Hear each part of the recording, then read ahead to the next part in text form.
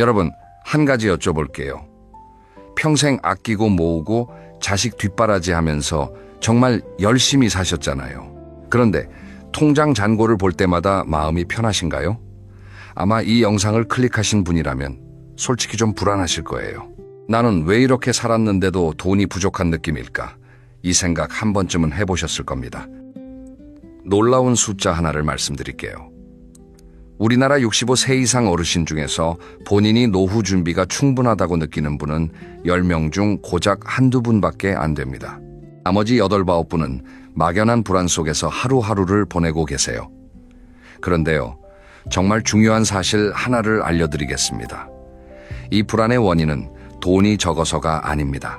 돈을 어디에 어떻게 담아두고 있는지 그 정리가 안 돼 있어서 생기는 문제예요. 오늘 이 영상 하나로 여러분의 남은 인생 돈 걱정을 확 줄여드리겠습니다.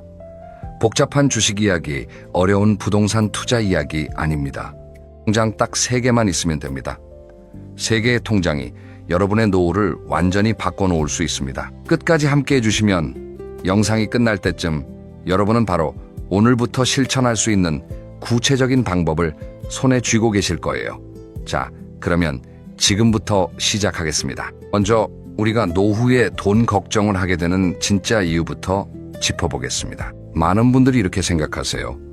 내가 젊을 때 더 벌 걸, 주식을 했어야 했나, 부동산을 하나 더 샀어야 했는데. 그런데요, 제가 수많은 사례를 들여다보면서 깨달은 건 노후에 힘들어지는 분들의 가장 큰 문제는 수입의 크기가 아니라는 겁니다. 진짜 문제는 들어오는 돈과 나가는 돈이 한 바구니에 뒤섞여 있다는 거예요. 이유를 하나 들어볼게요.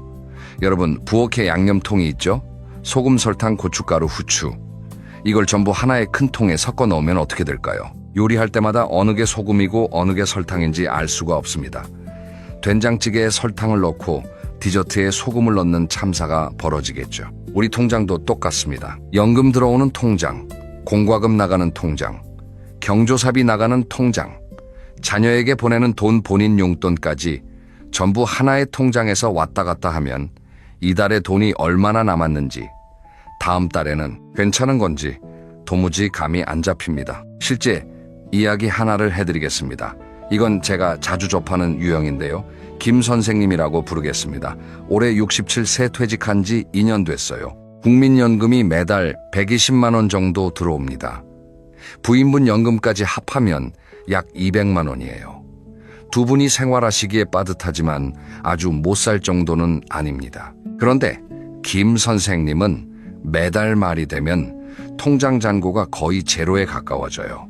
왜 그런 걸까요? 알고 보니 아들이 사업 자금 좀 빌려달라고 해서 몇백만 원 보내주고 손주 학원비 대줘야 한다고 또 돈이 나가고 갑자기 친구상을 당해서 부조금도 나갔어요. 이 돈들이 전부 연금 들어오는 통장 하나에서 빠져나갑니다. 그러니까 정작 본인 병원비 낼 때, 마트에서 장 볼 때 통장 잔고를 보면 아찔한 거예요.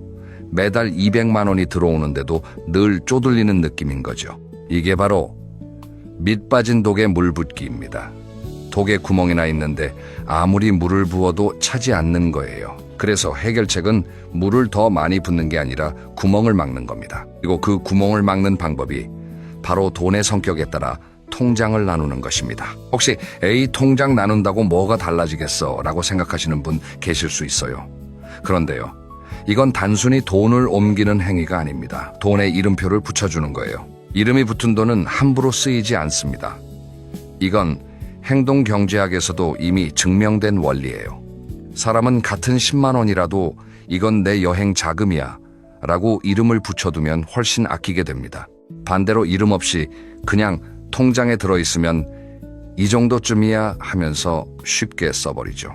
지금부터 그 3개의 통장이 각각 어떤 역할을 하는지, 어떻게 만들고 어떻게 운영하면 좋은지 하나하나 차근차근 말씀드리겠습니다. 이 3개의 통장에는 각각 별명이 있어요. 첫 번째는 생명줄 통장, 두 번째는 방패 통장, 세 번째는 행복 통장입니다.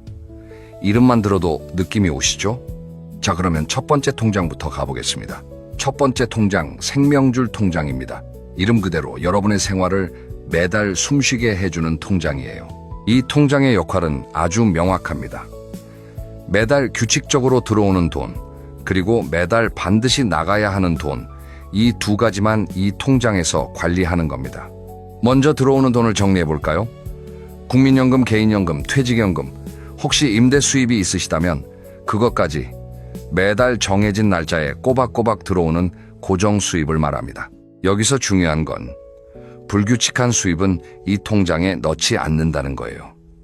예를 들어 자녀가 가끔 용돈을 보내준다든가 중고 물건을 팔아서 돈이 생겼다든가 이런 건 나중에 다른 통장에서 다루겠습니다. 다음 나가는 돈을 볼게요. 매달 꼭 내야 하는 것들이 있죠. 관리비, 전기요금, 수도요금, 가스비, 통신비, 건강보험료, 그리고 식비, 이런 것들을 우리는 고정 지출이라고 부릅니다. 날마다 살면서 반드시 지불해야 하는 비용이에요. 자, 이렇게 정리하면 아주 간단한 그림이 나옵니다. 한쪽에는 매달 들어오는 돈, 다른 한쪽에는 매달 나가는 돈. 이 두 숫자의 차이가 바로 여러분이 한 달에 쓸 수 있는 진짜 여유분입니다. 이 숫자를 정확히 아는 것, 이게 노후 재정 관리의 첫걸음이에요. 많은 분들이 이 숫자를 모릅니다. 대충 이 정도 들어오고 대충 이 정도 나가겠지 하고 감으로 사세요. 그런데 감으로 살면 어느 달은 괜찮고 어느 달은 갑자기 마이너스가 납니다. 왜냐하면 우리가 생각하는 대충이라는 게 실제보다 항상 낙관적이거든요. 나가는 돈은 실제로 더 많고 들어오는 돈은 생각보다 적습니다. 이 차이가 쌓이면 불안이 되는 거예요. 그래서 제가 지금 바로 해보시라고 권해드리는 게 있어요. 아주 간단합니다. 종이 한 장 아니면 스마트폰 메모장을 여세요. 거기에 두 줄만 적으시면 됩니다. 위에는 매달 들어오는 돈이라고 적고 아래에는 매달 꼭 나가는 돈이라고 적으세요. 그리고 하나하나 숫자를 채워 넣어 보시는 거예요. 국민연금 얼마, 개인연금 얼마, 관리비 얼마, 보험료 얼마. 이 작업을 하시면 처음에는 좀 놀라실 수도 있어요. 이렇게나 나가고 있었어? 하실 수 있습니다. 그런데 그 놀라움이 바로 변화의 시작이에요. 안 보이던 돈의 흐름이 눈에 보이기 시작하면 그때부터 불필요한 지출이 자연스럽게 줄어듭니다. 아는 것만으로도 달라지는 거예요. 생명줄 통장을 운영할 때 지켜야 할 원칙이 몇 가지 있습니다. 첫째, 이 통장에서는 오직 생활비만 나가야 합니다. 자녀에게 보내주는 돈, 경조사비, 여행비, 이런 건 절대 이 통장에서 빼지 마세요. 이 통장은 오직 먹고 자고 이동하고 건강을 유지하는 데 필요한 돈만 관리하는 곳입니다. 둘째, 자동이체를 최대한 활용하세요.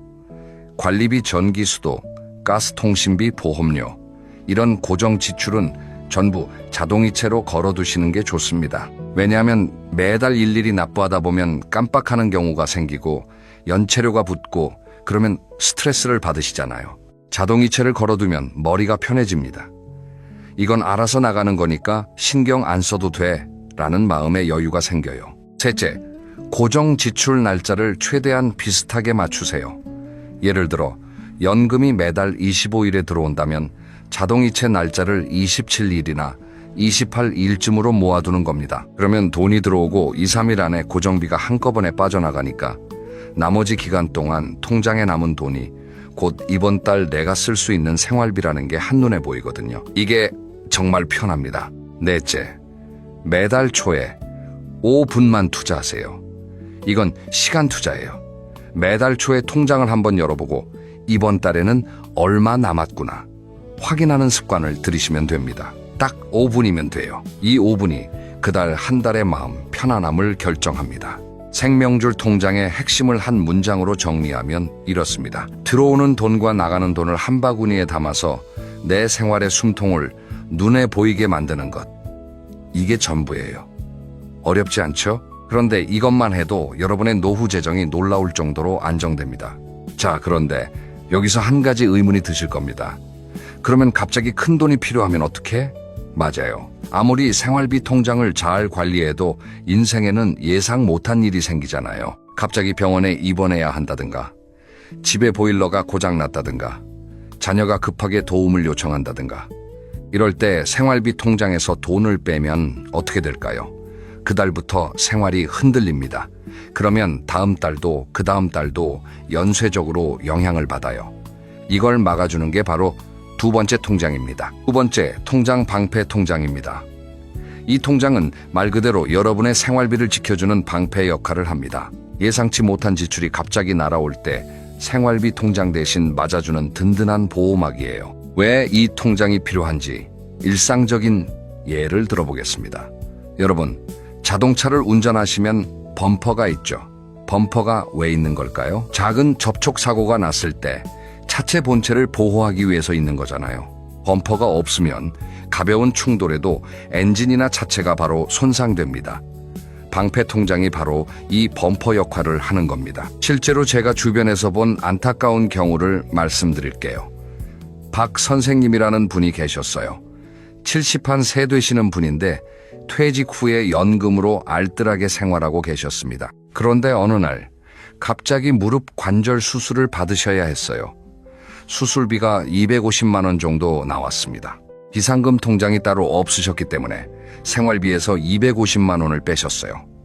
그랬더니 그달은 물론이고 다음 달까지 생활비가 모자랐습니다. 마트에서 장을 볼 때도 이것저것 줄이고 약국에서 영양제도 끊고 3개월 정도를 정말 힘들게 보내셨어요. 만약 박 선생님에게 비상금 통장이 있었다면 어떻게 됐을까요? 수술비 250만 원은 비상금 통장에서 나가고 생활비 통장은 그대로 유지됩니다. 평소 먹던 건 먹고 필요한 약 사고 생활에 전혀 타격이 없어요. 이게 방패 통장의 힘입니다. 그러면 방패 통장에는 얼마를 넣어두면 될까요? 이게 많은 분들이 궁금해하시는 부분이에요. 정답은 사람마다 다르지만 대체적인 기준을 알려드리겠습니다. 기본 기준은 월 생활비의 3배에서 6배입니다. 예를 들어 매달 생활비가 150만 원이신 분이라면 방패 통장에 450만 원에서 900만 원 정도를 넣어두시는 게 좋습니다. 그렇게 많이? 하고 놀라실 수 있어요. 하지만 생각해 보세요. 갑작스러운 입원 집술이 경조사가 한꺼번에 올 수도 있거든요. 특히 나이가 들수록 이런 예상 밖의 일이 더 자주 찾아옵니다. 물론 처음부터 그 금액을 한꺼번에 만들 필요는 없습니다. 지금 당장 방패 통장을 만들고 매달 조금씩 넣으면 됩니다. 매달 5만 원만 넣어도 1년이면 60만 원이 모여요.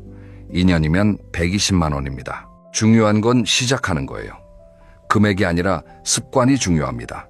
방패 통장을 운영할 때 꼭 기억하셔야 할 원칙들이 있어요.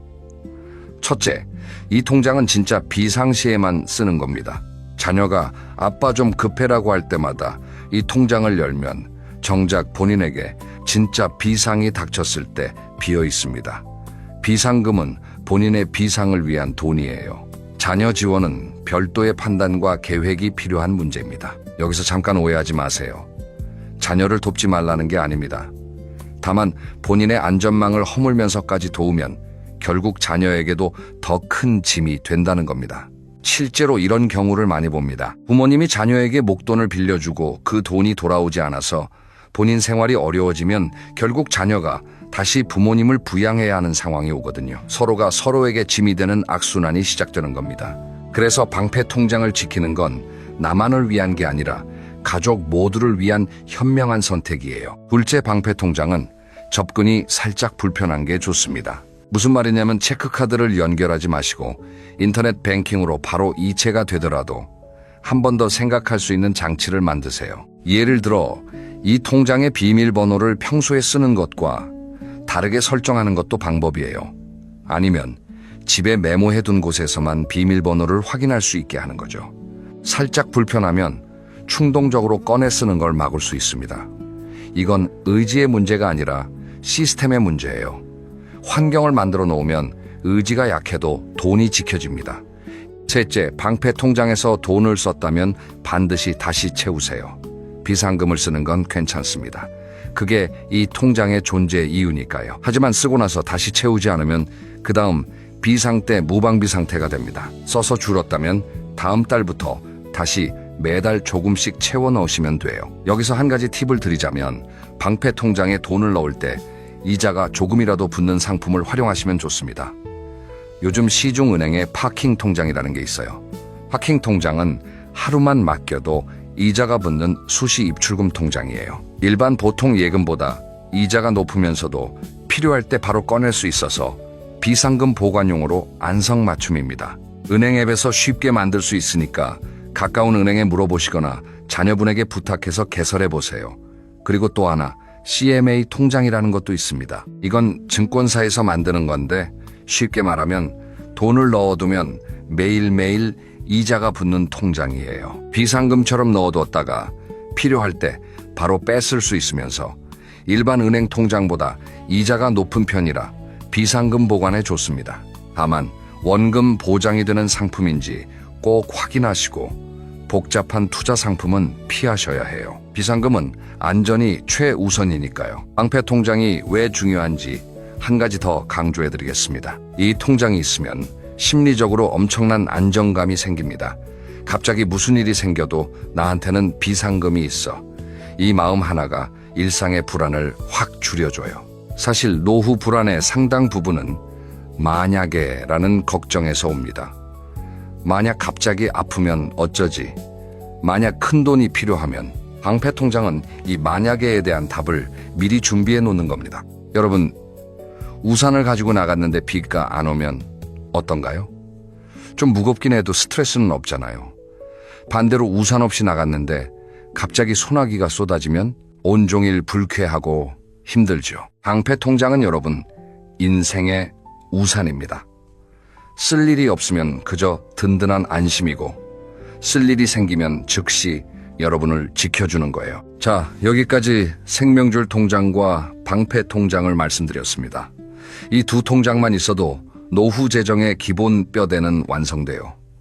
그런데 제가 처음에 통장이 3개라고 말씀드렸죠? 세 번째 통장이 남았습니다. 그리고 솔직히 말씀드리면 이 세 번째 통장이 사실 가장 중요할 수 있습니다. 왜 그런지 지금부터 말씀드릴게요. 세 번째, 통장, 행복 통장입니다. 이 통장은 조금 특별해요. 앞에 두 통장이 생존과 안전을 위한 거라면 이 통장은 여러분의 삶의 색깔을 입혀주는 통장이에요. 여행, 취미, 맛있는 음식, 친구와의 모임, 나를 위해 쓰는 돈을 모아두는 곳입니다. 에이, 먹고 사는 것도 빠듯한데 무슨 여행이야? 혹시 이렇게 생각하시는 분이 계실 수 있어요. 충분히 이해합니다. 그런데 잠깐 이걸 한번 생각해 보세요. 여러분이 젊을 때 열심히 일한 이유가 뭐였나요? 단순히 돈을 모으기 위해서였나요? 아니죠. 행복하게 살기 위해서였잖아요. 가족과 좋은 시간을 보내고 가끔은 여행도 가고 맛있는 것도 먹으면서 살고 싶었던 거죠. 그런데 막상 퇴직하고 나면 많은 분들이 이 목적을 잊어버리십니다. 돈을 아끼는 것 자체가 목적이 되어버려요. 한 푼이라도 더 아끼자, 나는 안 쓰고 참자. 그러면서 3년, 5년이 지나면 어떻게 될까요? 몸은 점점 안 좋아지고 갈 수 있는 데가 줄어들고 할 수 있는 것도 줄어듭니다. 나중에 그때 좀 다닐 걸 하고 후회해도 돌이킬 수 없어요. 실제로 노년기 우울증의 가장 큰 원인 중 하나가 뭔지 아세요? 돈이 없어서가 아니라 삶의 즐거움이 없어서입니다. 하루하루가 같은 패턴의 반복이고 기대할 게 없고 설렐 일이 없는 거예요. 이건 돈이 아무리 많아도 해결이 안 됩니다. 반대로 한 달에 3만 원, 5만 원이라도 나를 위해 쓰는 돈이 있으면 그게 삶의 활력이 됩니다. 제가 실제로 뵌 분 중에 정말 인상적인 이야기가 있어요. 이 선생님이라는 73세 여성분인데요. 연금이 매달 80만 원밖에 안 됩니다. 객관적으로 보면 넉넉하지 않은 금액이에요. 그런데 이 선생님은 매달 3만 원씩 따로 모아요. 1년이면 36만 원이 되잖아요. 이 돈으로 1년에 한 번 친구들이랑 가까운 온천 여행을 가세요. 이 선생님 말씀이 이 여행 하나가 1년을 버티게 해준다고 하시더라고요. 다음 여행을 생각하면 매일이 기대되고 그 기대감이 운동도 하게 만들고 건강도 챙기게 만든다고요. 3만 원이에요, 매달. 커피 전문점에서 커피 대여섯 잔 값이에요. 이 작은 금액이 한 사람의 1년을 지탱하는 힘이 됩니다. 이게 행복통장의 힘이에요. 자, 행복통장을 어떻게 만들고 운영하면 좋을까요? 첫째, 금액은 작아도 됩니다. 정말 중요한 말씀이에요.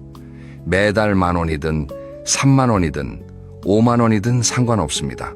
중요한 건 이건 나를 위한 돈이라는 이름표가 붙어 있다는 거예요. 큰 금액이 아니어도 나를 위한 돈이 존재한다는 사실 자체가 심리적 안정감을 줍니다. 둘째, 이 돈은 쓰는 게 맞습니다. 행복 통장에 돈은 아끼라고 있는 게 아니에요. 쓰라고 있는 겁니다. 다만 계획적으로 쓰는 거죠. 이번 달에는 오랜만에 좋은 식당 가야지. 석 달 모아서 친구랑 여행 가야지. 이 돈 모아서 서예교실 등록해야지. 이렇게 목표를 세우고 그 목표를 향해 조금씩 모으고 때가 되면 기분 좋게 쓰는 겁니다. 이 과정 자체가 즐거움이에요. 셋째, 이 통장에 돈을 쓸 때 절대 죄책감을 갖지 마세요. 이건 정말 강조하고 싶습니다. 우리 세대, 특히 60대 이상 분들은 평생 남을 위해 돈을 쓰는 데는 익숙하지만 나를 위해 돈을 쓰는 데는 죄책감을 느끼시는 분이 많아요. 이 돈이면 손주한테 뭐 사줄 수 있는데, 이 돈 아끼면 자식한테 보탤 수 있는데, 이렇게 생각하시면 안 됩니다. 여러분이 건강하고 활력 있게 사시는 게 자녀에게 해줄 수 있는 가장 큰 선물이에요. 부모님이 우울하고 무기력하게 지내시면 자녀도 걱정되고 마음이 아프잖아요. 반대로 부모님이 여행도 다니시고 취미도 즐기시고 친구도 만나시면 자녀 입장에서 얼마나 안심이 되겠어요. 우리 엄마 아빠 잘 지내시는구나. 다행이다. 이 한마디가 자녀에게는 세상에서 가장 큰 효도예요. 넷째, 행복 통장에 위시리스트를 하나 만들어 보세요. 통장을 만드실 때 작은 종이에 오래 하고 싶은 것을 3가지만 적어보세요. 거창할 필요 없어요. 따뜻한 곳에서 족욕하기, 오래된 친구와 점심 먹기, 전에 못 가본 수목원 가보기, 이런 소소한 것들이면 충분합니다. 이 목록을 통장이랑 같이 보관하세요. 그러면 돈을 모을 때마다 목표가 떠올라서 더 재미있어집니다. 다섯째, 자녀에게 알려주세요. 엄마한테는 행복 통장이라는 게 있어. 아빠가 이 돈으로 여행 갈 거야. 이렇게 말씀하시면 자녀들도 응원해 줍니다. 오히려 자녀들이 기쁘게 생각해요. 우리 부모님이 본인을 위한 돈을 따로 모으시는구나. 잘하시는 거다. 그러면 자녀도 불필요하게 돈을 달라고 하는 경우가 줄어들어요. 여러분, 핸드폰을 한번 꺼내보세요. 카카오톡 친구 목록이 몇 명이나 되십니까? 100명이요, 200명이요. 어떤 분은 300명이 넘는 분도 계실 겁니다. 전화번호부도 마찬가지예요. 수십 년을 살아오면서 쌓인 이름들이 빼곡하게 들어차 있죠. 그런데 제가 하나 여쭤보겠습니다. 만약 지금 여러분이 갑자기 쓰러져서 응급실에 실려갔다고 해보세요. 가족 말고 연락이 닿는 사람이 몇 명이나 될까요? 그리고 그 중에서 실제로 병원까지 달려와 줄 사람은 몇 명일까요? 한번 진지하게 생각해 보세요. 아마 손가락으로 꼽을 수 있을 겁니다. 많아야 2~3명, 어쩌면 1명도 떠오르지 않는 분도 계실지 모릅니다. 저도 이런 경험을 한 적이 있습니다. 몇 년 전에 건강이 갑자기 안 좋아져서 병원에 입원한 적이 있었어요. 그때 제가 알게 된 사실이 하나 있습니다. 경조사 때 사람 많이 오는 게 성공한 인생인 줄 알았어요. 결혼식장에 하객이 많으면 얼굴이 넓은 거고, 장례식장에 조문객이 줄을 서면 인맥이 넓은 거라고 생각했죠. 그런데 막상 내가 아프고 나니까 보이더군요. 내 곁에 진짜는 몇 명 없다는 것이요. 문병을 와주신 분들도 계셨지만 대부분은 의리상 한 번 오시는 거예요. 진심으로 걱정하고 매일 안부를 물어주는 사람은 정말 손에 꼽았습니다. 그날 병원 침대에 누워서 천장을 바라보면서 이런 생각이 들더군요. 나는 지금까지 인맥을 넓히는데 얼마나 많은 시간과 에너지를 썼을까? 그리고 정작 내 옆에 있는 소중한 사람에게는 얼마나 소홀했을까? 그때부터 저는 관계에 대한 생각을 완전히 바꿨습니다. 오늘은 그 이야기를 여러분과 나누려고 합니다. 인맥이 넓다는 것과 외롭지 않다는 것은 전혀 다른 이야기입니다.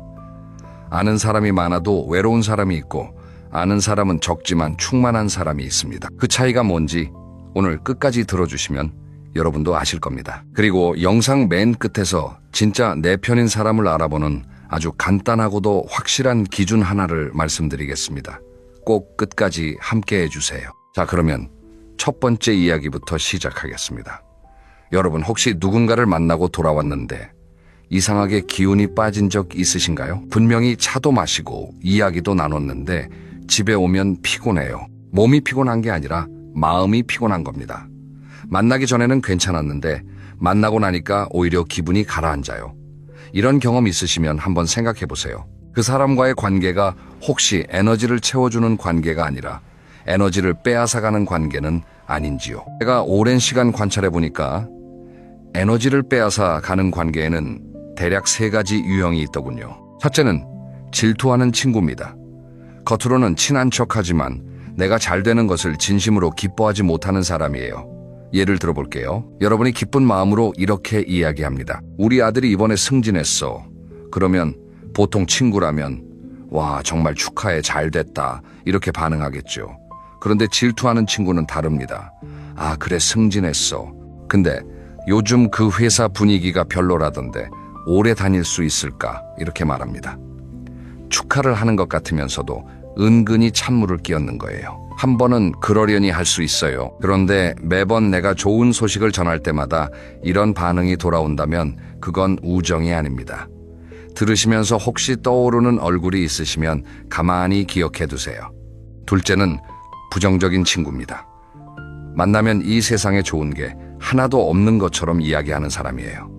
세상이 다 글러먹었어. 정치인들은 다 도둑놈이야. 젊은 것들은 버릇이 없고 물가는 오르고 살기가 점점 팍팍해. 이런 이야기만 1시간 동안 듣고 오면 내가 아무리 긍정적인 사람이라도 기운이 빠질 수밖에 없어요. 부정적인 감정은 전염력이 아주 강하거든요. 감기처럼 옮습니다. 그래서 만나고 나면 나도 모르게 세상을 부정적으로 바라보게 되는 거예요. 셋째는 계산적인 친구입니다. 이 유형이 사실 가장 알아채기 어려워요. 평소에는 연락이 없다가 필요할 때만 찾아오는 사람입니다. 오랫동안 소식이 없다가 갑자기 전화가 와요. 반갑게 받으면 이러쿵 저러쿵, 안부를 묻다가 결국은 부탁으로 끝납니다. 형, 이번에 좀 도와줘. 혹시 아는 사람 없어? 돈 좀 빌려줄 수 있어. 한두 번은 도와줄 수 있어요. 정이 있으니까요. 그런데 패턴을 보세요. 그 사람이 나에게 연락하는 이유가 항상 뭔가를 필요로 할 때뿐이라면 그건 친구가 아니라 거래처입니다. 이 세 유형의 공통점이 뭔지 아시겠습니까? 관계가 일방적이라는 겁니다. 나는 주기만 하고 상대방은 받기만 해요. 내 에너지는 빠져나가는데 채워지는 것이 없는 거죠. 이런 관계를 오랫동안 유지하면 어떻게 되냐면 정작 소중한 사람에게 쓸 에너지가 남아있지 않게 됩니다. 이게 진짜 문제예요. 여기서 잠깐 오해가 없도록 말씀드리겠습니다. 제가 그런 사람들이 나쁜 사람이라고 하는 게 아닙니다. 그분들도 각자의 사정이 있고 성격이 그런 것일 수 있어요. 다만 나와 맞지 않는 관계를 억지로 유지하면서 내 에너지를 소진시킬 필요는 없다는 뜻입니다. 옷장을 정리할 때 안 입는 옷을 버리잖아요. 그 옷이 나쁜 옷이어서 버리는 게 아닙니다. 나에게 더 이상 맞지 않기 때문에 정리하는 거예요. 관계도 마찬가지입니다. 그러면 어떻게 정리하느냐? 이것도 방법이 있습니다. 싸우거나 대놓고 연락을 끊을 필요가 없어요. 그냥 서서히 거리를 두면 됩니다. 모임에 매번 가셨다면 2번에 1번으로 줄이시고 전화가 오면 받되 먼저 걸지는 않으시면 됩니다. 자연스럽게 만남의 횟수를 줄이는 거예요. 그러면 진짜 인연은 그래도 연락이 이어지고 그렇지 않은 관계는 자연스럽게 멀어집니다. 이것이 가장 지혜로운 정리 방법이라고 저는 생각합니다. 그런데요, 여러분, 정리해야 할 사람을 아는 것보다 사실 더 중요한 게 있습니다. 그건 바로 남겨야 할 사람을 아는 것입니다. 지금부터 그 이야기를 해보겠습니다. 여러분, 왜 딱 2-3명이면 충분하다고 하는지 그 이유를 말씀드릴게요. 인간의 감정 에너지라는 것은 무한하지 않습니다. 체력에 한계가 있듯이 마음의 에너지에도 한계가 있어요. 하루에 쓸 수 있는 감정의 총량이 정해져 있다고 생각해 보세요. 그 에너지를 10명에게 나눴으면 한 사람당 돌아가는 양이 얼마나 되겠습니까? 아주 적겠죠. 얕은 관심밖에 줄 수 없는 겁니다. 그런데 그 에너지를 2-3명에게 집중하면 한 사람 한 사람에게 깊은 관심과 진심을 줄 수 있어요. 비유를 하나 해볼게요. 물을 주는 화분이 10개가 있다고 합시다. 물이 한 컵밖에 없는데 10개의 화분에 나눠주면 어떻게 될까요? 다 말라 죽습니다. 어느 하나도 제대로 자라지 못해요. 그런데 같은 한 컵의 물을 2-3개의 화분에만 주면 그 화분들은 싱싱하게 잘 자랍니다. 관계도 똑같습니다. 넓고 얕은 관계 10개보다 좁고 깊은 관계 2-3개가 내 인생을 훨씬 더 풍요롭게 만들어줍니다. 그러면 진짜 내 편이라고 할 수 있는 사람은 어떤 사람일까요? 제가 오래 살아보니까 기준이 두 가지로 압축되더군요. 첫째, 내 치부를 보여줘도 괜찮은 사람입니다. 우리 다들 남에게 보여주고 싶지 않은 모습이 있잖아요. 경제적으로 어려운 상황이라든지, 건강이 안 좋다든지, 자녀와 사이가 틀어졌다든지, 이런 이야기를 대부분의 사람에게는 못합니다. 체면이 있으니까요. 그런데 진짜 내 편인 사람 앞에서는 이런 이야기를 할 수 있어요. 나 요즘 사실 좀 힘들어. 이 한마디를 편하게 꺼낼 수 있는 사람. 그리고 그 이야기를 듣고도 나를 다르게 보지 않는 사람. 그게 진짜입니다. 그 사람 앞에서는 잘난 척할 필요도 없고 숨길 것도 없어요. 있는 그대로의 내가 받아들여지는 관계. 그것이 진짜 우정입니다. 둘째, 함께 있을 때 침묵이 어색하지 않은 사람입니다. 이게 참 미묘한 건데요. 대부분의 관계에서는 대화가 끊기면 어색해지죠. 무슨 말이라도 해야 할 것 같고 침묵이 불편해요. 그런데 진짜 편한 사이에서는 아무 말 없이 나란히 앉아 있어도 편합니다. 차를 마시면서 각자 창밖을 보고 있어도 어색하지 않아요. 공원 벤치에 나란히 앉아서 그냥 바람을 느끼고 있어도 좋은 사람, 그 침묵 속에 이미 모든 대화가 담겨 있는 거예요. 말하지 않아도 서로의 마음을 아는 사이. 이런 사람이 있다면 그 사람이 바로 여러분의 진짜 친구입니다. 지금 잠깐 눈을 감고 생각해 보세요. 이 두 가지 기준에 딱 맞는 사람이 떠오르시나요? 떠오르신다면 여러분은 정말 행운입니다. 그 사람이 한 명이든 두 명이든 그것만으로도 충분해요. 아니, 넘치는 겁니다. 반대로 지금 당장 떠오르는 사람이 없다고 해서 낙심하지 마세요. 그것은 여러분에게 친구가 없다는 뜻이 아닙니다. 지금까지 관계의 깊이보다 넓이에 집중해 왔기 때문일 수도 있어요. 방향만 바꾸면 됩니다. 오늘부터 바꾸시면 돼요. 여기서 많은 분들이 이런 질문을 하십니다. 좋은 친구는 어디에서 찾나요? 좋은 사람을 만나려면 어떻게 해야 하나요? 그런데 제가 드리고 싶은 답은 좀 다릅니다. 좋은 친구를 찾으려 하기 전에 먼저 내가 좋은 친구가 되어야 합니다. 이 순서가 바뀌면 안 돼요. 지금부터 그 이야기를 해보겠습니다. 관계라는 것은 거울과 같습니다. 내가 웃으면 거울 속에 나도 웃고, 내가 인상을 쓰면 거울 속에 나도 인상을 쓰죠. 인간관계도 마찬가지예요. 내가 상대방에게 진심을 보이면 상대방도 나에게 진심을 보이고, 내가 계산적으로 나가면 상대방도 계산적으로 나옵니다.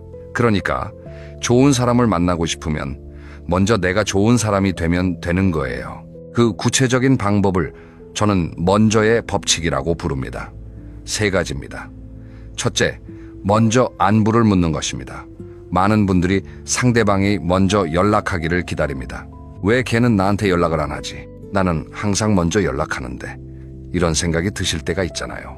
그 마음 충분히 이해합니다. 하지만 기다리는 동안 관계는 점점 멀어져요. 누가 먼저냐를 따지기 시작하면 우정이 아니라 자존심 싸움이 되어버립니다. 그냥 생각날 때 먼저 연락하세요. 별거 아닌 한마디면 됩니다.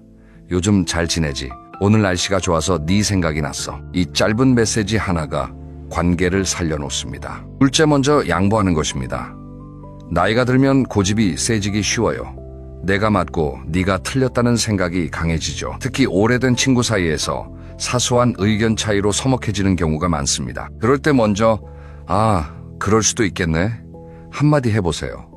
지는 게 아닙니다.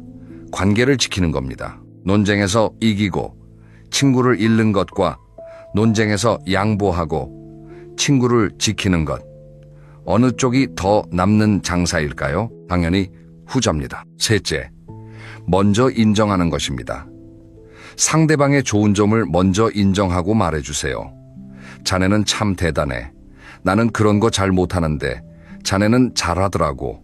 이런 말을 들으면 기분이 좋아지잖아요. 내가 먼저 상대방을 인정해주면 상대방도 나를 인정해줍니다.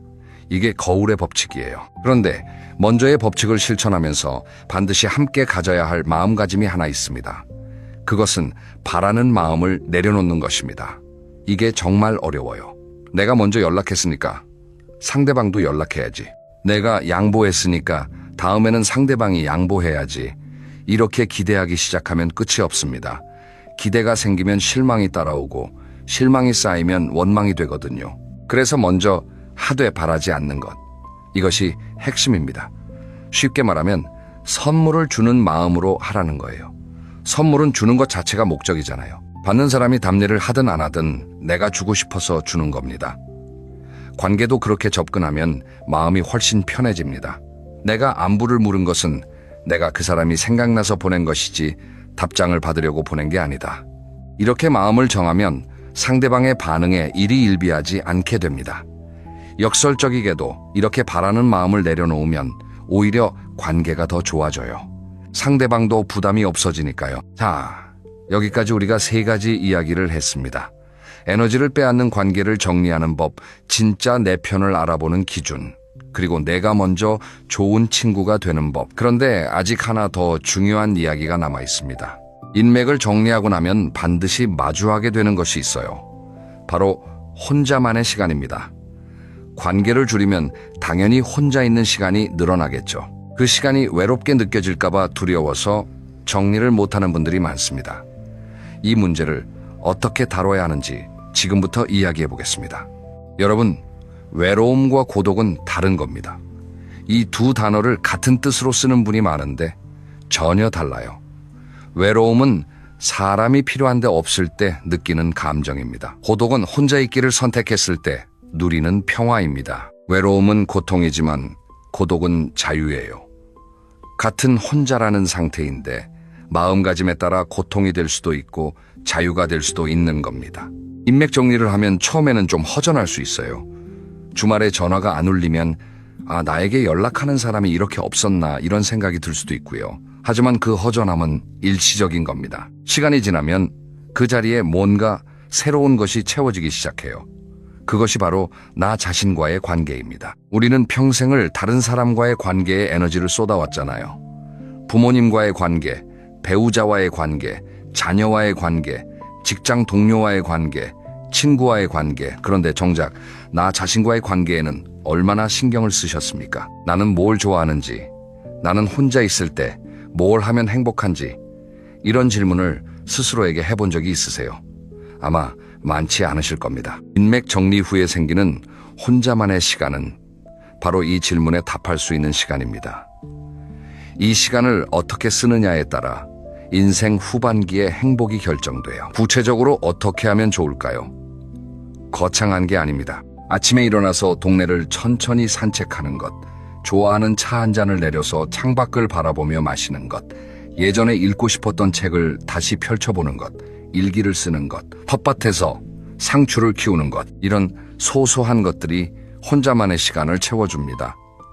그리고 이런 시간을 보내다 보면 신기하게도 외로움이 사라져요. 혼자인데 외롭지 않은 상태, 오히려 이 시간이 기다려지는 상태. 이것이 바로 고독력입니다. 고독력이 생기면 관계가 완전히 달라집니다.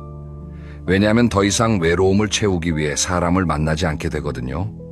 진짜 만나고 싶은 사람만 만나게 됩니다. 억지로 모임에 나가지 않아도 되고 체면 때문에 관계를 유지할 필요도 없어요. 만남의 이유가 외로움이 아니라 기쁨이 되는 겁니다. 이 사람이 보고 싶어서 이 사람과 이야기하면 즐거우니까. 이런 이유로 만나는 관계만 남게 되면 모든 만남이 행복해집니다. 사람에게 기대하지 않는다는 것이 차갑게 들릴 수 있어요. 하지만 실은 그 반대입니다. 기대하지 않을 때 비로소 있는 그대로의 상대방을 받아들일 수 있게 돼요. 상대방이 연락을 안 해도 괜찮고 내 기대와 다르게 행동해도 괜찮은 거예요. 왜냐하면 내 행복의 원천이 상대방이 아니라 나 자신에게 있으니까요. 이 상태가 되면 역설적으로 관계가 훨씬 더 건강해집니다. 서로에게 부담이 없으니까 오히려 더 자주 만나고 싶어지고 더 진솔한 대화를 나눌 수 있게 되는 거예요. 나이가 들수록 고독력은 근력과 같습니다. 근력이 없으면 몸이 무너지듯이 고독력이 없으면 마음이 무너져요. 혼자만의 시간을 견디는 힘이 아니라 혼자만의 시간을 즐기는 힘. 이것을 키워나가시면 인생 후반기가 외로운 시간이 아니라 자유로운 시간이 됩니다. 자, 오늘 정말 긴 이야기를 함께 해주셨습니다. 여기서 전체를 한번 정리해 드릴게요. 오늘 우리가 나눈 이야기는 4가지였습니다. 첫째, 에너지를 빼앗는 관계를 알아보고 정리하는 것. 질투하는 사람, 부정적인 사람, 계산적인 사람과는 서서히 거리를 두시라는 것이었습니다. 둘째, 진짜 내 편인 사람을 알아보는 기준. 내 치부를 보여줘도 괜찮은 사람, 침묵이 어색하지 않은 사람, 이 두 가지가 진짜 친구의 기준이라고 말씀드렸습니다. 셋째, 좋은 친구를 찾기 전에 내가 먼저 좋은 친구가 되는 것. 먼저 안부 묻기, 먼저 양보하기, 먼저 인정하기. 이 세 가지를 실천하되 바라는 마음은 내려놓으시라는 이야기였습니다. 넷째, 고독력을 키우는 것. 혼자만의 시간을 외로움이 아니라 자유로 만드는 힘을 길러야 한다는 것이었습니다. 인생 하반기는 양보다 질입니다. 친구가 많은 것보다 진짜 친구가 있는 것이 중요하고 바쁜 것보다 평안한 것이 중요합니다. 관계를 정리한다는 것은 사람을 버린다는 뜻이 아닙니다. 정말 소중한 사람을 더 소중히 하기 위해 여백을 만드는 것입니다. 마지막으로 오늘 여러분께 과제를 하나 드리겠습니다. 지금 당장 카카오톡 목록을 열어보세요. 쭉 내려가면서 정말 소중한 그 사람을 찾아보세요. 한 명이든 두 명이든 상관없습니다. 그 사람에게 지금 바로 메시지 하나 보내세요. 거창할 필요 없습니다. 오늘 네 생각이 나서 연락해봤어. 잘 지내지? 이 한 줄이면 충분합니다. 그리고 만약 떠오르는 사람이 없다면 괜찮습니다. 오늘부터 나 자신에게 먼저 이렇게 말해보세요. 나는 충분히 괜찮은 사람이야. 나와 함께 있는 것만으로도 좋아. 이것이 모든 관계의 시작입니다. 이런 이야기가 도움이 되셨다면 좋아요 한번 눌러주시고 아직 구독을 안 하신 분은 구독도 부탁드립니다. 주변에 이 이야기가 필요한 분이 계시다면 공유도 해주세요. 여러분의 좋아요와 구독이 더 좋은 영상을 만드는 큰 힘이 됩니다. 다음 영상에서는 나이 들수록 반드시 알아야 할 돈과 관계의 경계선에 대해 이야기해 보겠습니다. 돈 때문에 무너지는 관계, 돈으로 지킬 수 있는 관계, 그 미묘한 차이를 함께 나눠보겠습니다. 그때까지 건강하시고 오늘도 소중한 사람에게 따뜻한 한마디 건네시는 하루 보내세요. 감사합니다. 여러분 안녕하세요. 요양원 어르신들의 인생 충고 시리즈 벌써 4번째 이야기입니다. 첫 번째에서는 인간관계, 두 번째에서는 돈과 일, 세 번째에서는 건강에 대한 후회를 다뤘는데요. 오늘은 좀 다른 이야기입니다. 오늘의 주제는 행복입니다. 시작하기 전에 여러분에게 한 가지 질문을 드리고 싶어요. 여러분, 지금 행복하세요? 이 질문을 받으시면 대부분 이렇게 대답하십니다. 글쎄요, 뭐 나쁘지는 않은데 딱히 행복하다고 할 수 있나? 왜 그럴까요? 먹고 살만하고 건강도 그럭저럭이고 가족도 있는데 왜 행복하다고 딱 말하기가 어려울까요? 요양원에서 만난 89살 할머니가 이 질문에 대한 답을 주셨습니다. 할머니께서 이렇게 말씀하셨어요. 나는 80년을 살면서 행복한 적이 별로 없었다고 생각했어. 근데 요양원에 와서 가만히 생각해보니까 행복한 순간이 엄청 많았더라고. 근데 그때는 몰랐어. 왜 몰랐냐면 맨날 다른 사람 쳐다보느라 내 행복을 못 봤거든. 다른 사람을 쳐다보느라 내 행복을 못 봤다. 이 한마디에 오늘 영상의 핵심이 다 들어 있습니다. 어르신들이 인생을 돌아보며 깨달으신 행복의 비결은 거창한 게 아니었습니다. 더 많이 가지는 것도 아니고 더 높이 올라가는 것도 아니고 더 잘나는 것도 아닙니다. 비교를 멈추는 것, 감사를 시작하는 것, 욕심을 내려놓는 것, 이 세 가지가 80년을 산 분들이 마지막에 깨달으신 행복의 비결이었습니다. 오늘도 10가지 충고를 준비했습니다. 이 영상을 끝까지 보시고 나면 지금 내 삶이 조금 다르게 보이실 겁니다. 불행하다고 생각했던 오늘, 이 사실은 꽤 괜찮은 하루였다는 걸 느끼시게 될 거예요. 자, 시작하겠습니다. 첫 번째 충고입니다. 남과 비교하지 마세요. 비교는 행복을 잡아먹는 도둑입니다. 84살 김 할아버지의 이야기입니다. 김 할아버지는 평범한 회사원이셨어요. 중간 규모 회사에서 과장까지 하시고 은퇴하신 분입니다. 할아버지의 인생에는 항상 비교 대상이 있었다고 합니다. 학교 다닐 때는 공부 잘하는 친구와 비교하고, 직장 다닐 때는 먼저 승진한 동기와 비교하고, 결혼하고 나서는 더 좋은 집에 사는 처남과 비교하고, 은퇴하고 나서는 연금 더 많이 받는 옆집 아저씨와 비교하고. 할아버지가 이렇게 말씀하셨어요. 나는 평생 내 옆에 있는 사람을 쳐다봤어. 쟤는 나보다 좋은 차를 타네. 쟤는 나보다 좋은 동네에 사네. 제 아들은 서울대를 갔네. 그런 생각을 하면 내가 가진 게 다 초라해 보이더라고. 근데 웃기는 게 뭔지 알아? 내가 부러워하던 그 사람도 다른 사람을 부러워하고 있었다는 거야. 여러분, 이 말씀이 정말 핵심을 찌르지 않습니까? 비교에는 끝이 없습니다. 내가 과장이면 부장이 부럽고, 부장이 되면 이사가 부럽고, 이사가 되면 사장이 부럽습니다. 아파트가 20평이면 30평이 부럽고, 30평이면 40평이 부럽고, 올라가도 끝이 없어요. 왜냐하면 내 위에는 항상 누군가가 있으니까. 할아버지가 이런 비유를 해주셨어요. 비교는 말이야, 러닝머신 같은 거야. 아무리 뛰어도 제자리야. 다리만 아프고 앞으로 안 가. 나는 80년 동안 러닝머신 위에서 뛴 거야. 여기서 두 번째 충고가 이어집니다. 어제의 나와 비교하세요. 남과 비교하지 말고. 79살 박 할머니의 이야기입니다. 할머니는 젊었을 때 동네 아줌마들 사이에서 늘 비교를 당하시는 입장이었대요. 너네 남편은 뭐 하냐? 너네 아들은 어디 대학 갔냐? 너네 집은 아직도 전세냐? 이런 말을 들을 때마다 할머니는 속으로 작아지셨다고 합니다. 남편은 작은 가게를 하시는 분이었고 아들은 전문대를 갖고 집은 전세였거든요. 할머니가 이렇게 말씀하셨어요. 나는 남편을 원망했어. 왜 돈을 더 못 버냐고.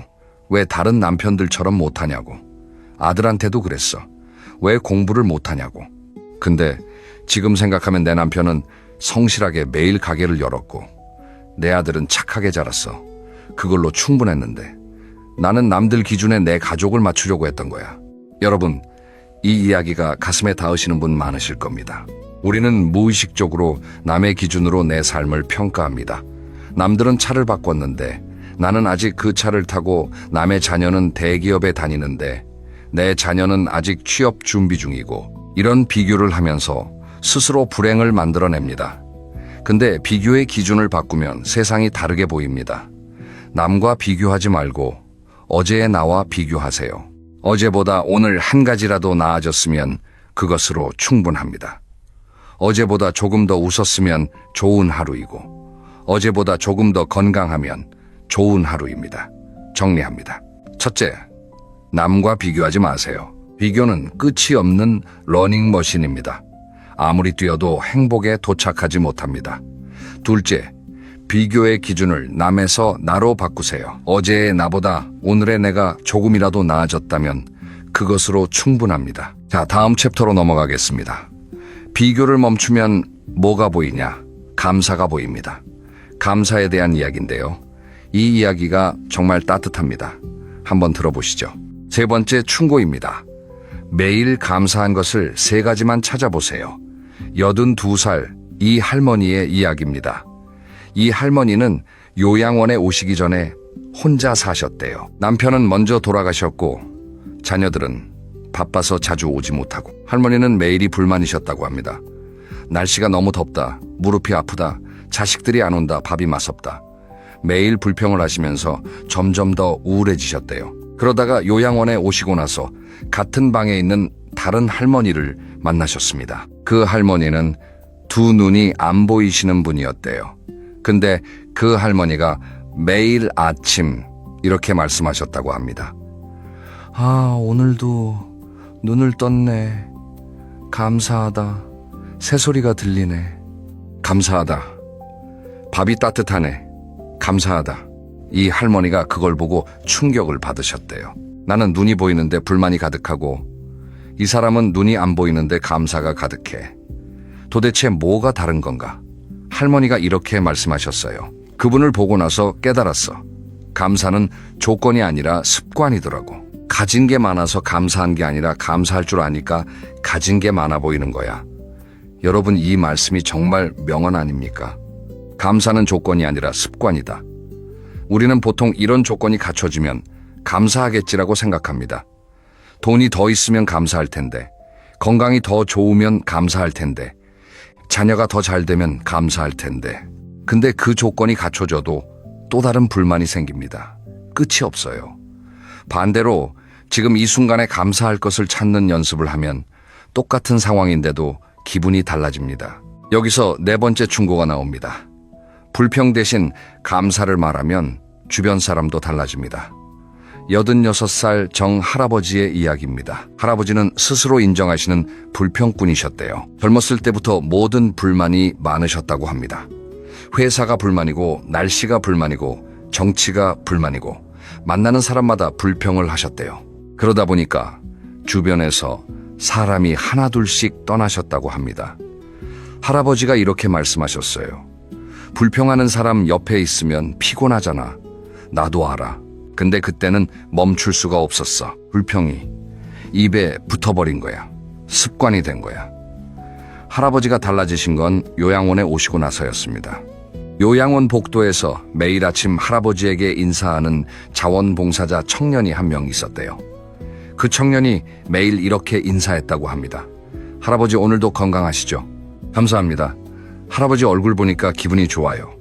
할아버지가 처음에는 뭐가 감사해 이 사람아 하고 퉁명스럽게 대답하셨대요. 근데 그 청년이 매일 같은 말을 하니까 어느 날 할아버지도 모르게 이렇게 대답하셨다고 합니다.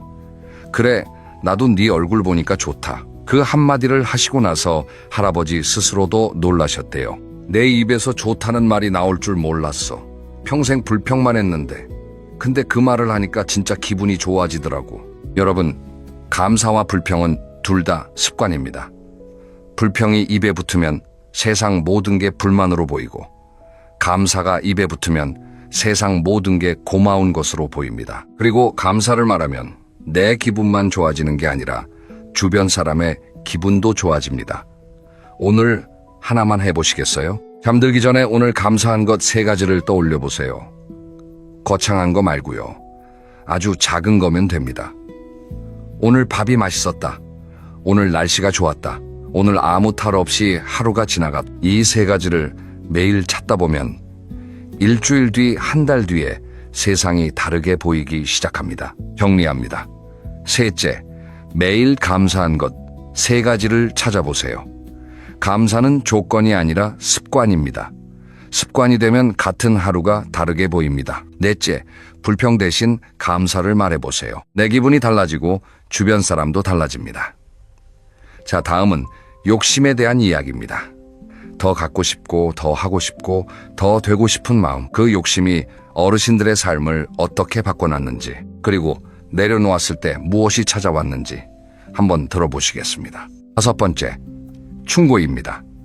욕심은 가질수록 무거워집니다. 내려놓으면 가벼워집니다.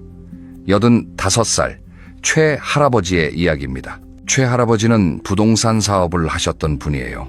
젊었을 때부터 돈에 대한 욕심이 크셨다고 합니다.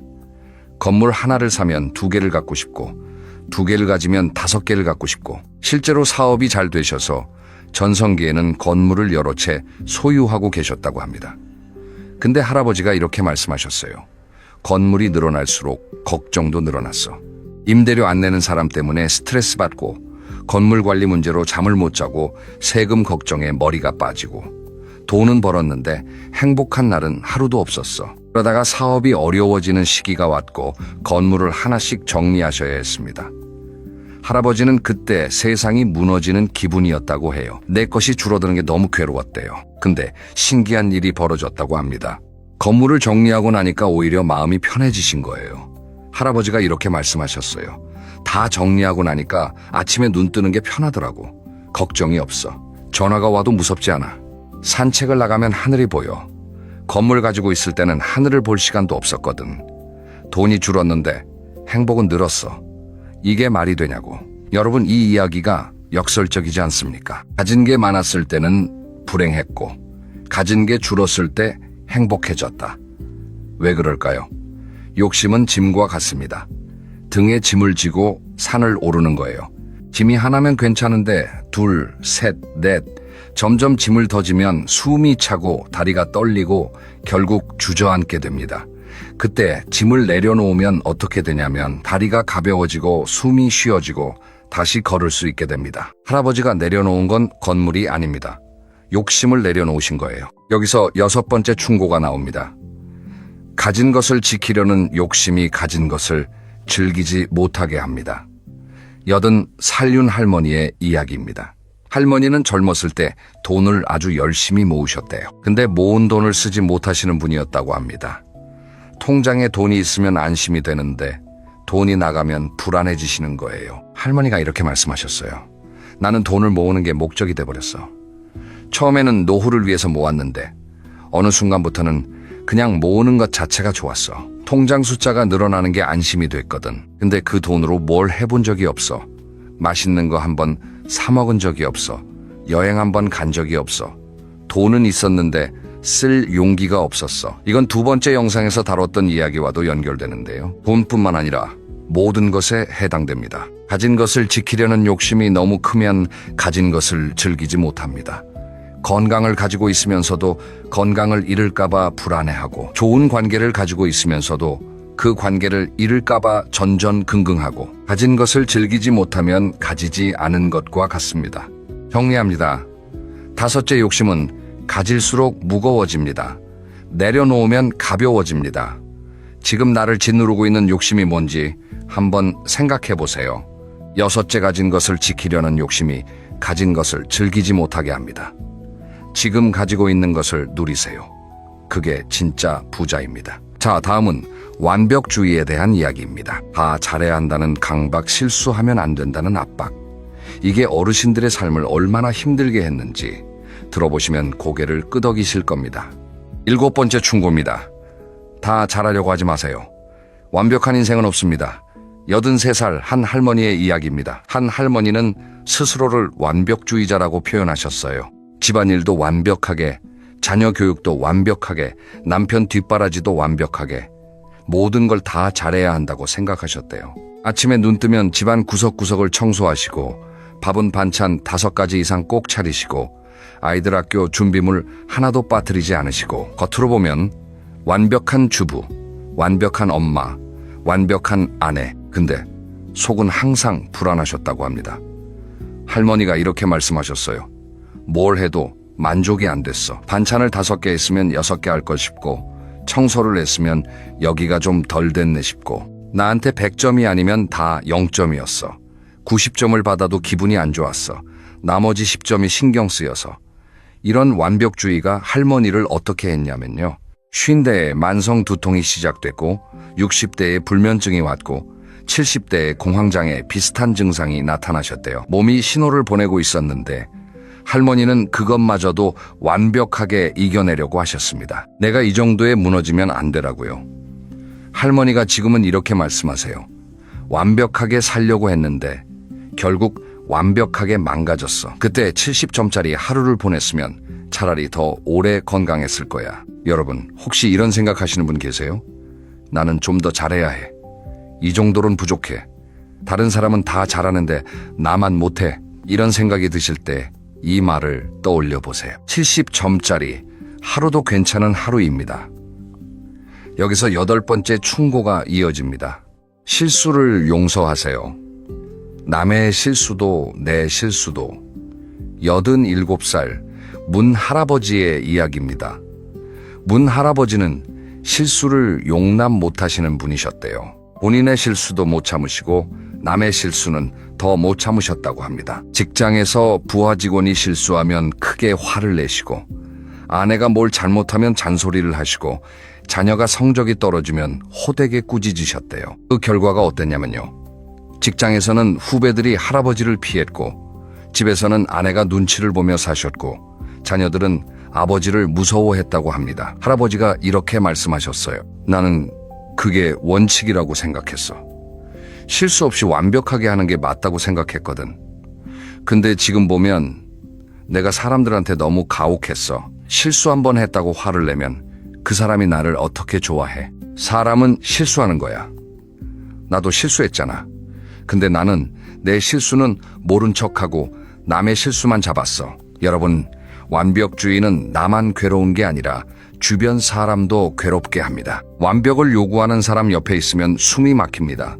뭘 해도 부족하다는 소리를 들으니까. 실수는 인간의 자연스러운 모습입니다.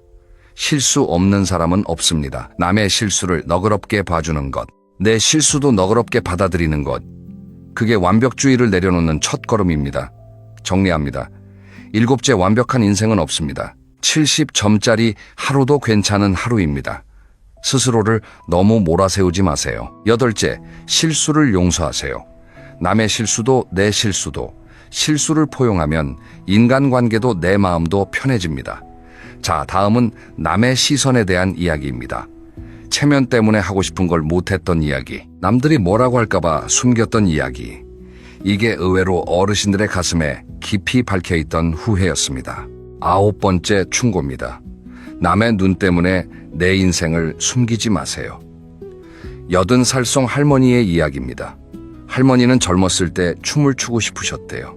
동네 문화센터에서 댄스 수업을 한다는 공고를 보시고 가슴이 두근거리셨다고 합니다. 근데 안 가셨어요. 왜냐하면 이런 생각이 드셨대요. 나이 먹은 아줌마가 무슨 춤이야.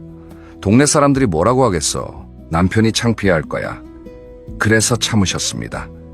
그 뒤로도 하고 싶은 것이 생길 때마다 항상 이 생각이 먼저 들었대요. 남들이 뭐라고 할까? 글을 쓰고 싶었는데 이 나이에 무슨 글이야 하고 접고, 노래를 배우고 싶었는데 못하면 창피하지 하고 접고, 혼자 여행을 가보고 싶었는데 아줌마가 혼자 돌아다니면 이상하게 보겠지 하고 접고, 할머니가 이렇게 말씀하셨어요. 나는 평생 남의 눈으로 내 인생을 살았어. 내가 뭘 하고 싶은지가 아니라 남이 나를 어떻게 볼지가 항상 먼저였어. 근데 지금 요양원에 와서 생각해 보니까 그때 나를 뭐라고 했을 사람들이 지금 어디 있는지도 몰라. 다 잊혀졌어. 그런 남의 시선은 다 사라졌는데 내가 못 해본 것에 대한 후회만 남아있어. 여러분, 이 말씀이 정말 핵심을 찌릅니다. 남의 시선은 일시적이지만 내 후회는 영구적입니다. 내가 춤을 췄을 때 동네 사람들이 한 달 정도 수근거렸을 수도 있어요. 근데 석 달이면 다 있습니다. 그 사람들도 자기 삶이 바쁘니까. 근데 내가 춤을 안 추고 참은 후회는 30년이 지나도 남아 있습니다. 여기서 10번째 충고가 이어집니다. 나이에 맞게 살라는 말 듣지 마세요. 78 살강 할아버지의 이야기입니다. 할아버지는 60대에 그림을 배우고 싶으셨대요. 은퇴하시고 시간이 생기니까 어릴 때부터 좋아했던 그림을 다시 시작해보고 싶으셨던 겁니다. 문화센터에 등록을 하러 가셨는데 접수하시는 분이 이렇게 말씀하셨대요. 아버님, 이 반은 기초반인데 젊은 분들이 많아요. 괜찮으세요? 그 말을 듣고 할아버지는 돌아오셨다고 합니다. 나이 든 사람이 젊은 사람들 사이에 끼어서 그림 배우면 뭐가 되겠어. 창피하지. 그 뒤로 그림을 다시 시도해보지 못하셨대요. 할아버지가 이렇게 말씀하셨어요. 그때 그냥 앉았으면 됐는데 옆에 20살짜리가 앉아있든 30살짜리가 앉아있든 내가 그림을 배우는 건데 뭐가 창피해. 근데 그때는 그게 안 됐어. 나이에 맞게 살아야 한다는 생각이 너무 강했거든. 여러분, 나이에 맞게라는 말, 이 말이 참 많은 걸 가두는 말입니다. 이 나이에 무슨 연애야? 이 나이에 무슨 공부야? 이 나이에 무슨 운동이야? 이 나이에 무슨 도전이야? 근데 나이에 맞는 삶이라는 게 도대체 뭘까요? 누가 정한 건가요? 50이면 이렇게 살아야 하고 60이면 저렇게 살아야 하고 그런 규칙이 어디 있습니까? 하고 싶은 게 있으면 나이와 상관없이 하시면 됩니다. 60에 기타를 배워도 되고 70에 수영을 시작해도 되고 80에 글을 써도 됩니다. 남들이 뭐라고 하든 그건 그 사람들의 문제이지 내 문제가 아닙니다. 정리합니다. 아홉째, 남의 시선 때문에 내 인생을 숨기지 마세요. 남의 시선은 사라지지만 내 후회는 평생 남습니다. 열째, 나이에 맞게 살라는 말에 갇히지 마세요. 하고 싶은 게 있으면 지금 하세요. 나이는 숫자일 뿐입니다. 자, 이제 마지막 챕터입니다. 이 이야기가 오늘 10가지 충고를 하나로 묶어주는 이야기입니다. 요양원에서 만난 거의 모든 어르신이 비슷하게 하신 말씀이 있어요. 나는 평생 행복을 기다렸어. 근데 행복은 기다리는 게 아니더라. 88살 오 할아버지의 이야기를 들려드릴게요. 할아버지는 젊었을 때 이렇게 생각하셨대요. 대학에 가면 행복할 거야. 취직하면 행복할 거야. 결혼하면 행복할 거야. 집을 사면 행복할 거야. 아이가 좋은 대학에 가면 행복할 거야. 은퇴하면 행복할 거야. 이렇게 항상 다음 단계에 행복이 있다고 생각하셨대요. 근데 대학에 가니까 취업 걱정이 되고, 취직하니까 승진 걱정이 되고, 결혼하니까 돈 걱정이 되고, 집을 사니까 대출 걱정이 되고, 아이가 대학에 가니까 등록금 걱정이 되고, 은퇴하니까 건강 걱정이 되고, 할아버지가 이렇게 말씀하셨어요. 행복은 항상 다음에 있었어. 한 번도 지금에 있었던 적이 없어. 나는 80년 동안 다음만 보고 살았어. 근데 지금 생각하면 그 다음 하면서 지나간 시간 속에 행복이 있었더라고. 대학 다니면서 친구들이랑 웃었던 거, 결혼 초에 아내랑 라면 끓여 먹던 거, 아이가 처음 아빠라고 부르던 거. 그게 다 행복이었는데 그때는 몰랐어. 여러분, 이 이야기가 가슴에 깊이 와닿으시죠? 우리도 똑같이 하고 있지 않습니까? 승진하면 행복할 거야. 대출 갚으면 행복할 거야. 아이가 취직하면 행복할 거야. 항상 행복을 미래에 놓고 지금은 참고 견디는 시간이라고 생각합니다. 근데 어르신들이 깨달으신 건 행복은 도착지가 아니라는 겁니다. 행복은 어딘가에 도착해서 얻는 게 아니라 걸어가는 길 위에서 느끼는 거예요. 지금 이 순간 숨을 쉬고 있다는 것, 옆에 사람이 있다는 것, 밥을 먹을 수 있다는 것, 이게 다 행복입니다. 근데 우리가 그걸 행복이라고 못 느끼는 이유는 더 큰 행복을 기다리고 있기 때문입니다. 할아버지가 마지막에 이런 말씀을 하셨어요. 행복은 조건이 아니야. 선택이야. 지금 이 순간에 행복하기로 마음먹으면 그게 행복이야. 근데 나는 그걸 80년 만에 알았어. 행복은 조건이 아니라 선택이다. 이 한마디가 오늘 영상의 마지막 메시지입니다. 자, 여기까지 오늘의 이야기를 전부 들려드렸습니다. 오늘 요양원 어르신들이 전해주신 마음가짐과 행복에 대한 충고 10가지를 정리해 볼게요. 첫째, 남과 비교하지 마세요. 비교는 끝이 없는 러닝머신입니다. 둘째, 어제의 나와 비교하세요. 남이 아니라 나 자신이 기준입니다. 셋째, 매일 감사한 것 3가지를 찾아보세요. 감사는 습관입니다. 넷째, 불평 대신 감사를 말해보세요. 내 기분도 주변도 달라집니다. 다섯째, 욕심을 내려놓으면 가벼워집니다. 지금 나를 짓누르는 짐이 뭔지 돌아보세요. 여섯째, 가진 것을 지키려는 욕심 때문에 가진 것을 즐기지 못하고 있지 않은지 점검하세요. 일곱째, 완벽하지 않아도 괜찮습니다. 70점짜리 하루도 좋은 하루입니다. 여덟째, 실수를 용서하세요. 남의 실수도 내 실수도.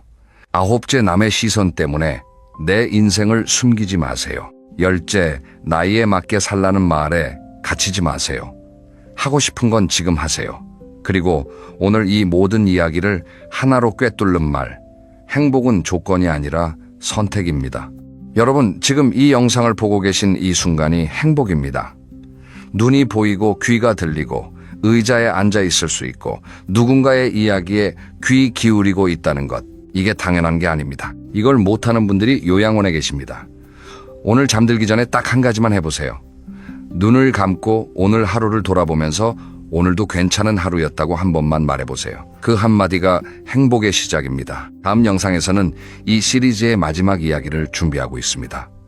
죽음 앞에서 깨달은 것들, 어르신들이 인생의 마지막에서 가장 하고 싶은 말, 그리고 떠나기 전에 꼭 전하고 싶다고 하신 이야기, 시리즈의 마침표를 찍는 이야기입니다.